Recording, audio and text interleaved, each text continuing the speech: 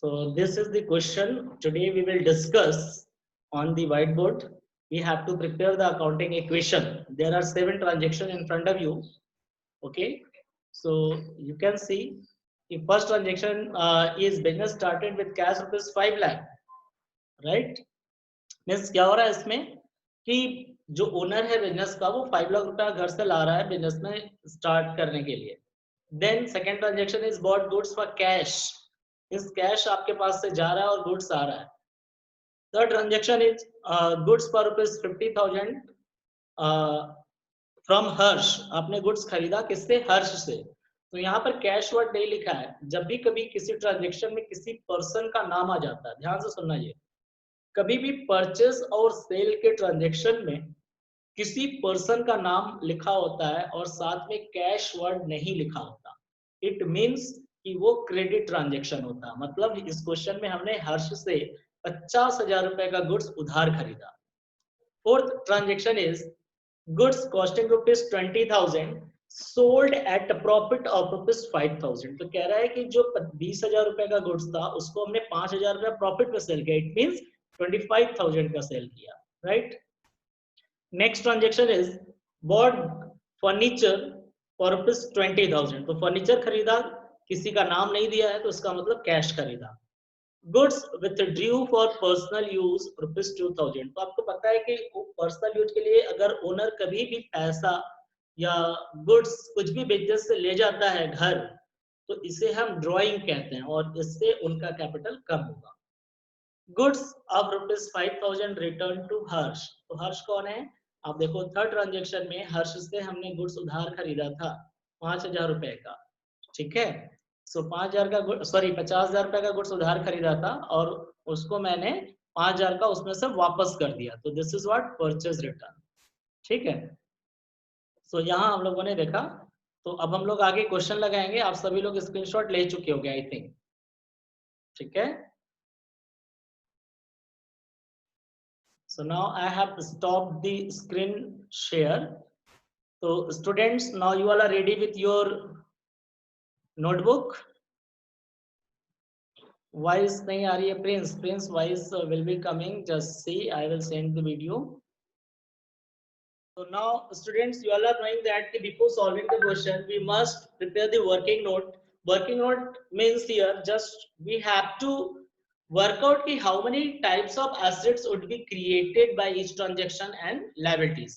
So here just I am putting working note because accounting equation you must know asset must be equal to liability and capital. This is what our accounting equation. So how many types of assets having in this whole transactions and how many types of liabilities and capital? Only one would be. So first transaction I have remember business started with cash rupees 5 lakhs. So आप लोग क्या हो यहाँ पर? आप लोग accountant हो. आप न तो ओनर हो न तो बिजनेसमैन हो, कुछ भी नहीं हो आप यहाँ पर. आप सिर्फ क्या हो? Accountant, right? अकाउंटेंट का काम होता है बिजनेस के ट्रांजेक्शन को बुक में रिकॉर्ड करना. सो अब मैं सपोज दैट आप एज्यूम करोगे आप सभी लोग कि I am your owner and you are my accountant. Okay, so मैं बिजनेस स्टार्ट कर रहा हूं तो मैंने आपको 5 लाख रुपए दिए बिजनेस स्टार्ट करने के लिए जैसा कि क्वेश्चन में. सो आपके पास कैश आ रहा है, राइट? सो कैश क्या होता है? एसेट्स. कैश एसेट्स होता है. क्योंकि ये पैसा आ कहां से रहा है? ओनर अपने पास से दे रहा है. तो ओनर का जो भी पैसा होता है उसे हम कैपिटल कहते हैं, राइट? सो पहले ट्रांजेक्शन में हमने वर्कआउट किया तो दो चीजें बातें समझ में आई because as per the double entry system each and every account having two aspect, ठीक है? तो किसी को एसेट्स में और किसी को लायबिलिटी में लिखते हैं जैसा भी क्वेश्चन में हो. सो पहले ट्रांजेक्शन में कैश आ रहा है और कहां से आ रहा है? कैपिटल से. तो ये क्रिएट हो गया. सेकेंड ट्रांजेक्शन में है bought goods for rupees 80,000 for cash.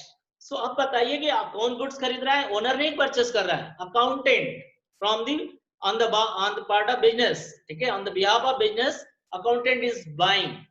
सो आप खरीद रहे हो गुड्स 80,000 का, तो आपके पास क्या आ रहा है, क्या जा रहा है? तो ऑब्वियसली पैसा जाएगा तो पैसे के लिए कैश होता है जो ऑलरेडी बना चुके हो, दोबारा से नहीं क्रिएट होगा, राइट। अब क्या है कि आपने गुड्स परचेस किया, सो गुड्स परचेस किया तो गुड्स आपके पास आ रहा है, सो गुड्स को हम लोग किस नाम से दिखाते हैं, स्टॉक के नाम से भी हम लोग रिकॉर्ड कर सकते हैं गुड्स को, जैसा कि मैंने बताया था आप लोगों को, राइट। अब आते हैं third transaction, again it is given bought goods from Harsh of ₹50,000। तो गुड्स आप फिर से खरीद रहे हो, तो गुड्स फिर आ रहे हैं, तो गुड्स का कॉलम तो बना चुके हैं एक बार, तो दोबारा से नहीं बनेगा। लेकिन ये गुड्स कैसे खरीद रहे हैं हम, हर्ष से, और उधार खरीद रहे हैं, कैश तो लिखा नहीं है, इसलिए कैश का इन्वॉल्वमेंट नहीं होगा। तो आपको याद होना चाहिए, सेकेंड चैप्टर में मैंने पढ़ाया था, when we buy goods on credit from a person, then person is known as creditor, यानी हमारा लायबिलिटी हो गया। लायबिलिटी का मतलब the amount due to outsider, ठीक है। तो हमें पेमेंट करना है हर्ष को 50,000, तो इससे क्या क्रिएट होगा, क्रेडिटर, और कहां लिखेंगे, लायबिलिटी वाले साइड में। तो ये क्लियर हो गया कि थर्ड ट्रांजेक्शन में गुड्स हमने उधार खरीदा हर्ष से, तो गुड्स तो आ रहा है, लेकिन उधार खरीदा तो क्रेडिटर क्रिएट हो जाएगा, राइट। अब इसके बाद होगा आपने फर्नीचर खरीदा, सो जब भी आप फर्नीचर खरीद रहे हो या गुड्स सोल्ड कर रहे हो, 1 minute, just let me ask from the Arsh, Arsh you unmute your mic and tell me what is the fourth transaction. Sir, goods costing ₹20,000 Okay, sold at profit of ₹5,000. very. So goods costing ₹20,000 sold at a profit of 5,000 means 20,000 रुपए का goods आप sell कर रहे हो, तो goods जा रहा है, तो गुड्स का तो कॉलम ऑलरेडी बना हुआ है, no need to create. But आप सेल कर रहे हो 25,000 में, 5,000 रुपए की प्रॉफिट पे, तो कैश आएगा, कैश का भी बना है। बट आपने नोटिस किया 20,000 का गुड्स आपने 25,000 में सेल किया, तो 5,000 का क्या हो रहा है, प्रॉफिट। प्रॉफिट किसको मिलेगा, ओनर को, क्योंकि आप क्या हो, अकाउंटेंट हो। आप अकाउंटेंट हो तो आपको कुछ नहीं मिल रहा है प्रॉफिट लॉस, सब कुछ ओनर के अकाउंट में, तो यहाँ ओनर में ऐड हो जाएगा प्रॉफिट। तो प्रॉफिट के लिए अलग से कॉलम नहीं बनाते, वो कैपिटल में ऐड हो जाता है। हमने मेरी फर्स्ट डे बताया था, एसेट, लायबिलिटी और कैपिटल का कॉलम बनता है सिर्फ, ठीक है ना, तो एक्सपेंसेस का बनेगा, ना ही इनकम का बनेगा, और ना ही ड्रॉइंग का बनेगा, ठीक है। तो ये हो गया कि प्रॉफिट कैपिटल में चला जाएगा। Yes, next transaction I think है bought furniture. Arsh unmute your mic and tell, Arsh unmute your mic and tell the next question. Yes, हर्ष आप ही बताओ, हर्ष नेक्स्ट क्वेश्चन क्या है। Sir, brought furniture for ₹20,000. Yes, very good. So bought furniture, so furniture हमारे पास आ रहा है, तो furniture क्या है, एसेट्स, फर्नीचर एसेट्स है, तो हमारे पास फर्नीचर आ रहा है, और क्या जा रहा है हमारे पॉकेट से, पैसा, तो पैसा ऑलरेडी बना हुआ है। Okay, next transaction Harsh, Harsh next transaction. Sir, goods withdraw from personal use for ₹2,000. Okay, goods withdrew for personal use ₹2,000, तो गुड्स तो जाएगा, गुड्स का ऑलरेडी कॉलम बना हुआ है, गुड्स विड्रॉ कर रहे हैं तो गुड्स कम होगा।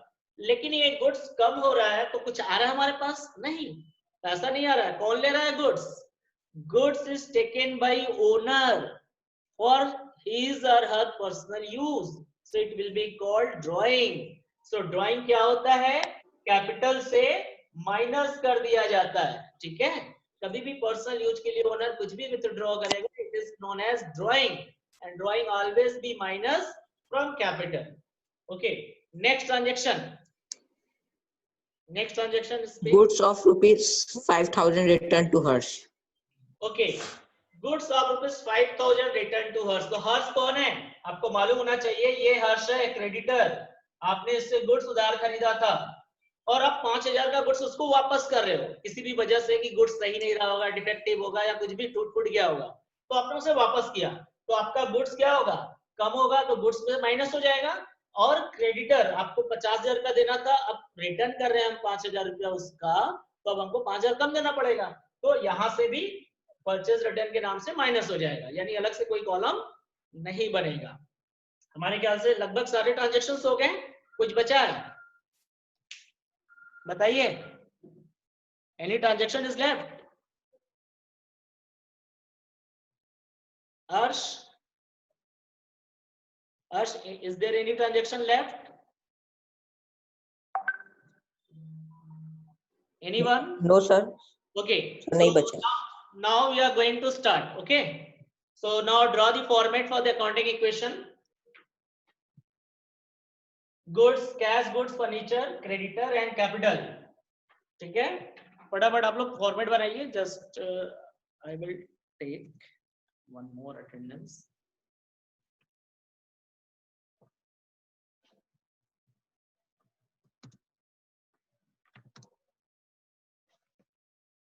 Okay, students, so now I am going to prepare the format for the accounting equation, and I think you all are knowing this is for serial number and this is for transaction. Okay, and this is for cash है, goods, furniture, and then liability में है आपका creditor और then capital. Okay, सो इतने columns बनने हैं जैसा कि हमने क्वेश्चन में भी पढ़ा. ठीक है, सो यहाँ पर हम लोग कैपिटल लिख रहे हैं और प्लस आपका हो जाएगा क्रेडिटर्स और इज इक्वल टू यहाँ पे हो जाएगा फर्नीचर और यहाँ हो जाएगा स्टॉक या गुड्स आप लिख सकते हो और यहाँ पर कैश. तो ये सब है प्लस आइटम है. अब ऊपर हेडिंग लिखेंगे एसेट्स, क्योंकि अकाउंटिंग इक्वेशन क्या होता है हमारा, assets must be is equal to liabilities plus capital. Okay, ये हमारा फॉर्मेट है. अब यहां पर क्या लिखेंगे, transaction, serial number. Okay, so students, now we are going to start the question. First question is business started. So यहां हम लिखेंगे business started. Okay, business started with cash भी आगे लिख सकते हो as per the your requirement. Just I am writing only business started. तो business started with cash rupees 5 lakh. तो आपको जैसे मैंने बताया आपके पास क्या आ रहा है, 5 लाख रुपीज आ रहा है. तो ये कहाँ लिखेंगे, कैश में. ओके, 5 लाख रुपए आपके पास आ गए, राइट. अब देखो आप 5 लाख रुपए आ गए. अब ये कहां से आ रहा है, ओनर के पास से. तो ओनर का पैसा क्या कहलाता है, कैपिटल. और क्रेडिटर में कोई इफेक्ट नहीं है फर्स्ट ट्रांजेक्शन में. सो यहां तक समझ में आ रहा है कि आपका asset is equal to liability and capital हो रहा है. 5 लाख इस साइड है और 5 लाख इस साइड है, देख लो आप. ठीक है, अब हम लोग आते हैं सेकेंड ट्रांजेक्शन पे. तो सेकेंड ट्रांजेक्शन है bought goods. Bought goods of rupees 80,000. आपने 80,000 रुपए का गुड्स खरीदा. ओके, तो पैसा आ रहा है कि जा रहा है, जा रहा है. तो कहां से माइनस करेंगे, कैश से. 80,000 रुपए हमारे कैश में से क्या होगा, माइनस हो जाएगा. और ये इसके बदले में क्या आ रहा है हमारे पास, गुड्स. तो गुड्स में हम क्या करेंगे, 80,000 प्लस करेंगे. और फर्नीचर पे कोई इफेक्ट नहीं पड़ा, क्रेडिटर पे कोई इफेक्ट नहीं, कैपिटल पे कोई इफेक्ट नहीं, राइट. सो अब आप देख लो कि यहाँ पर आपका गुड्स आ रहा है और पैसा जा रहा है. सो अब हम लोग दो ट्रांजेक्शन, जैसे ही फर्स्ट टू ट्रांजेक्शन पास करेंगे उसके बाद हम इक्वेशन बनाएंगे फर्स्ट टू ट्रांजेक्शंस के जस्ट इमीडिएटली बाद. ओके, अर्श नाउ म्यूट योर माइक. तो यहां लिखेंगे Yes, sir. इक्वेशन. ओके, तो इक्वेशन हम लोग लिखेंगे. इक्वेशन में 5 लाख में से 80,000 माइनस करेंगे, कितना आएगा, 4,20,000. क्योंकि हमने 80,000 रुपए का गुड्स परचेस किया तो मेरे पास से पैसा गया. स्टॉक कितने का है हमारे पास, 80,000 का. और यहाँ पर फर्नीचर पे कोई इफेक्ट नहीं है, ये जीरो, कैपिटल कितने का है 5 लाख रुपए का, ठीक है। सो आप इक्वेशन चेक कर लो, 4,20,000 plus 85 lakh is equal to 5 lakh, यानी हमारा ट्रांजेक्शन सेकेंड ट्रांजेक्शन के बाद अकाउंटिंग इक्वेशन प्रूव हो रहा है, asset is equal to liability and capital. Now third transaction, देखो फर्स्ट टू ट्रांजेक्शन के बाद इक्वेशन बनाते हैं और इक्वेशन के बाद जितने भी नए ट्रांजेक्शन एंट्री करेंगे उसके बाद न्यू इक्वेशन बनाएंगे और लास्ट ट्रांजेक्शन के बाद हम लोग फाइनल इक्वेशन बनाते हैं, राइट। सो इक्वेशन थर्ड में हम आते हैं, तो लिखा है again bought goods from Harsh, आपने हर्ष से गुड्स उधार खरीदा, तो पैसा में तो कोई इफेक्ट नहीं हुआ, पैसा जा नहीं रहा है क्योंकि आपने उधार खरीदा। अब 50,000 रुपए का गुड्स उधार खरीदे तो आपके पास 50,000 रुपए का गुड्स आएगा, 50,000 प्लस हो गया, राइट, आपके पास आ गया। अब कहां से ये पैसा एडजस्ट होगा, आप देखो कि एसेट में प्लस हो रहा है 50,000, क्या हमारा लायबिलिटी ये टोटल प्रूव हो रहा है, नहीं। तो मैंने क्या बताया कि हमने ये उधार खरीदा, उधार का मतलब कि लायबिलिटी क्रिएट, जैसे हमारे ऊपर कर्ज आएगा किसी का वो लायबिलिटी हो जाएगा, तो लायबिलिटी साइड में किस नाम से लिखेंगे, क्रेडिटर के नाम से लिखेंगे, ठीक है। तो क्रेडिटर में 50,000 रुपए हमने लिख दिया क्रेडिटर कॉलम के ठीक नीचे, क्योंकि हमने उधार खरीदा है हर्ष से और कैपिटल पे कोई इफेक्ट नहीं पड़ा। सो अब इसके बाद हम लोग न्यू इक्वेशन बनाएंगे। सो न्यू इक्वेशन में हम लोग लिखेंगे 5 लाख का 5 लाख हो जाएगा और यहाँ पर 50,000 का 50,000, फर्नीचर पे कोई चेंज नहीं है ही नहीं फर्नीचर अभी तक, गुड्स हमारे पास टोटल 1,30,000 का हो गया। अब इसके बाद 4,20,000 हमारा ये है, तो इसको लिखेंगे हम लोग न्यू इक्वेशन, क्योंकि इक्वेशन के बाद जितने भी इक्वेशन बनेंगे सबको हम लोग न्यू इक्वेशन कहेंगे। सब आप देख सकते हो न्यू इक्वेशन कि क्या है, 4,20,000 1,30,000, तो 5,50,000 और 50 और 5 लाख 5,50,000 आ रहा है, यानी सही है। अब आते हैं फोर्थ पे, फोर्थ पे क्या है कि बॉट फर्नीचर ऑफ ₹20,000, जैसा कि आप लोगों ने कहा। तो यहां लिखेंगे बॉट फर्नीचर, क्वेश्चन आपके पास है, बॉट फर्नीचर ट्रांजेक्शन में लिखेंगे।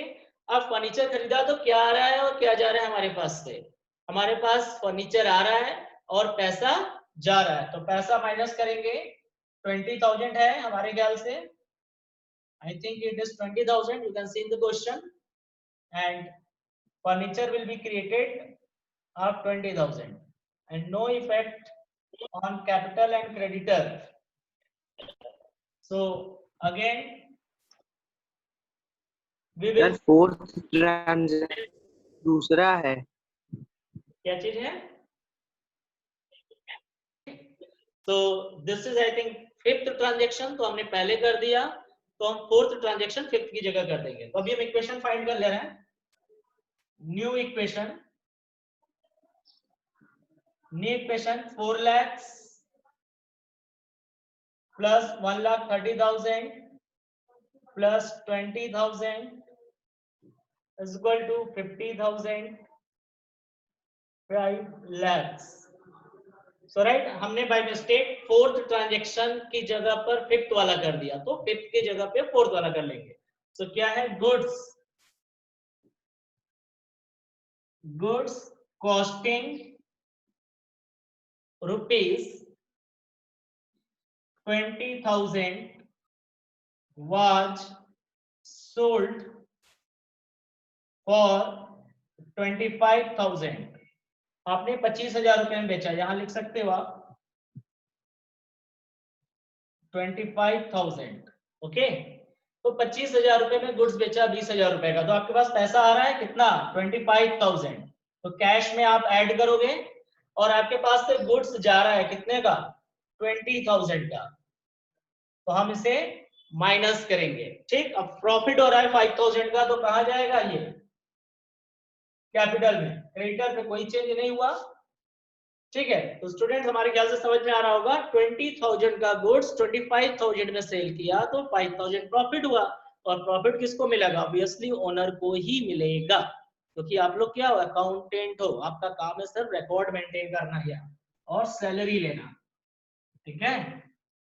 तो यहाँ पर हम लोग 5,05,000 एंड 50,000 20,000, यहाँ पर आपका 1,10,000 आ जाएगा गुड्स सब, और 4,25,000 ये हो जाएगा न्यू इक्वेशन।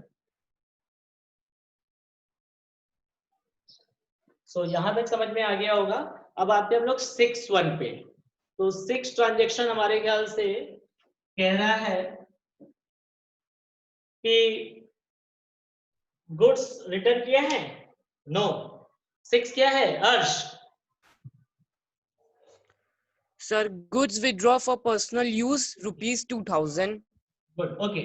सो गुड्स यहाँ ट्रांजेक्शन में लिखेंगे withdrawal of goods, withdrawal of goods, आप शॉर्ट में लिख सकते हो withdrawal of goods. So goods withdraw किया तो कैश से कोई मतलब है नहीं, गुड्स कम हो जाएगा आपके पास से 2,000 रुपए का। और ये गुड्स कौन ले जा रहा है? ओनर। तो ओनर के कैपिटल से माइनस कर लेंगे, क्योंकि ओनर जब पैसा लगाता है बिजनेस में तो प्लस करते हैं और विड्रॉ करता है तो माइनस करते हैं। तो 0 और 0, ठीक है। सो न्यू ट्रांजेक्शन यहां हम लोग करेंगे new equation. So 4,25,000 in cash, 1,08,000 in goods, 20,000 in furniture, 50,000 in creditor, and 5,03,000 will be in capital. Okay. अब लास्ट ट्रांजेक्शन है आपका, लास्ट ट्रांजेक्शन है goods return, goods return to Harsh. So आप लोग लिख लो गुड्स रिटर्न टू हर्ष, ठीक है। तो जब आप गुड्स रिटर्न कर रहे हैं हर्ष को, तो गुड्स जा रहा है, कितने रुपए का रिटर्न किया? कैश में कोई चीज नहीं है, 5,000 का। सो 5,000 का गुड्स कम हो गया आपके पास से, राइट। तो अब बताओ, जब आपने हर्ष को गुड्स रिटर्न कर दिया 5,000 रुपए का, तो अब हर्ष को कितना देना पड़ेगा? पहले 50,000 देना था, अब हमने उसका गुड्स वापस कर दिया तो ऑब्वियसली हमको 5,000 कम देना पड़ेगा। सो यहां से हम 5,000 रुपए क्या करेंगे? माइनस कर देंगे क्रेडिटर से, क्योंकि हर्ष हमारा क्या है? क्रेडिटर है, जिससे हमने गुड्स उधार परचेस किया था। We have purchase goods on credit. Okay, so यहाँ पे कोई इफेक्ट नहीं है। अब हम लोग जो इक्वेशन बनाएंगे, इसके बाद कोई भी ट्रांजेक्शन नहीं है, तो हम लोग अब फाइनल इक्वेशन लिखेंगे यहाँ, ठीक है। Final equation. So final equation में हम लोग लिखेंगे यहाँ पर 4,25,000 आ रहा है कैश का, और गुड्स वाले कॉलम का आ रहा है 1,03,000, और फर्नीचर का एज इट इज है 20,000, and now for creditors it will be 45,000, and now 5,03,000. So this is what your final equation, students. So you should note down the final equation. After calculating final equation, we need to prepare balance sheet if it has been asked in the question. But is this question balance sheet नहीं पूछा है, लेकिन मैं आपको बता देता हूं कि बैलेंस शीट कैसे बनाएंगे। Okay, so time is very less. Left hand side में लायबिलिटीज और राइट हैंड साइड में assets. Okay, so balance sheet के लिए पहले एसेट्स में कौन कौन सा एसेट आपने लिखा था, आपको ध्यान होगा, cash, stock, furniture. Okay, final equation में इसकी वैल्यू है, और लायबिलिटी में क्या क्या है? कैपिटल है और क्रेडिटर्स है। बस यही दो चीज थे इस क्वेश्चन में। नेक्स्ट क्लास में हम लोग आगे इसके अब बढ़ाएंगे। अकाउंटिंग इक्वेशन में बहुत सारे पॉइंट्स हैं, आप लोग कंटिन्यू क्लास करेंगे तो समझ में आएगा। सो फाइनल इक्वेशन में कैपिटल कितना है? आप देखो यहाँ पर 5,03,000 है, ठीक है। आपके पास देखो फाइनल इक्वेशन में 5,03,000 है, तो वही हम लिख देंगे यहाँ 5,03,000, एंड क्रेडिटर में कितना है? 45,000। ओके, और अब आते हैं कैश में, तो कैश में 4,25,000 है। सो 4,25,000, और गुड्स में है 1,03,000। और फर्नीचर है 20,000। तो देखो आप लोग जितना जितना फाइनल इक्वेशन में था वही चीजों को हमने बैलेंस शीट में लिख दिया। अब टोटल करेंगे, both side must be equal, तभी पता चलेगा कि लायबिलिटी और एसेट दोनों बराबर है हमारे। तो 5,48,000 इधर आ रहा है, इधर ऐड करते हैं 8,000 and 4 and 5. So our balance sheet says that our accounting equation is correct. Okay, दोनों साइड इक्वल आ गया, तो आपको समझ में आ गया होगा कि how to prepare balance sheet. Okay students, so note it down. Today our class is going to over on this topic only. Next class में हम continue करेंगे accounting equation with the more items.